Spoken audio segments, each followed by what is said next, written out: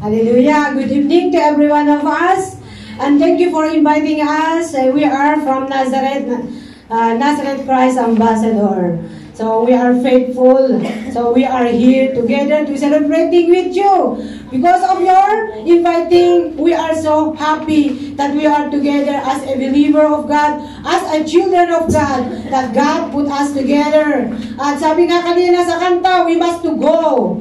And your theme is, sabi po nga dito, is Hebrews 10 verse 23. Let us hold fast the profession of our faith without unwavering, for He is faithful that promise. So, nandyan po yung promises niya po sa atin, at siya po ay tapat sa atin. Nandyan po sa 1 Corinthians 1:9. Nandyan po siya, nasabi niya po dito, God will do this, for He is faithful to do what He say.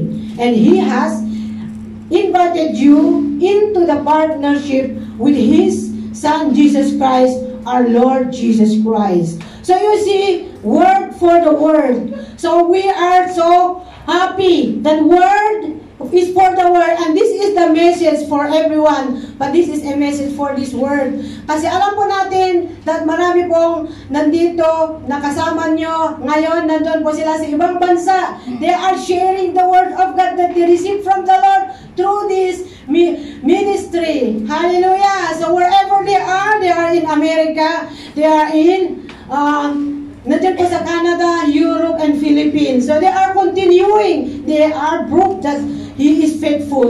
So nandiyan po yung isa pa, sabi niya po dito, is tapat siya sa kanyang salita. Nandiyan po sa Jeremiah 1:12. At sa kanyang mga salita at pangako, sa Psalm 145:13, sabi niya, ang katapatan ng Diyos sa kanyang salita at pangako, ang matibay natin sandigan sa ating buhay at paglilingkod sa Kanya. Kaya kahit marami tayong pagkukulang, siya ay tapat pa rin sa atin. So we continue to serving the Lord until the end. Kasi we have a reward, every one of us, not only for this word, for the word ministry, but I'm so blessed for them because I see and I know those people that I'm encountering for them, that they are continuing the word of God that they receive. So you see how God working and prove to every one of us that He is faithful. So we continue until the end, and wherever we are, you must to share the word of God, the seed that is the word of God.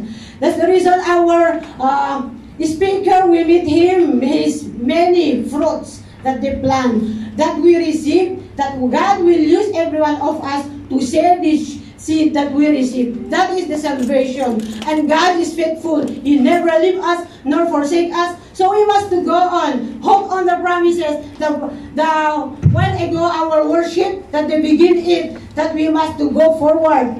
Hallelujah. So once again, we are greeting you. Happy anniversary, your 15 years of celebration, the faithfulness of our Lord, and you prove it because you received this, you reached this number, and more years to come, and more years to celebrate the faithfulness, and nandiyan po yung blessing upon blessing for every one of you and all of us here tonight. Amen. God bless everyone. Amen.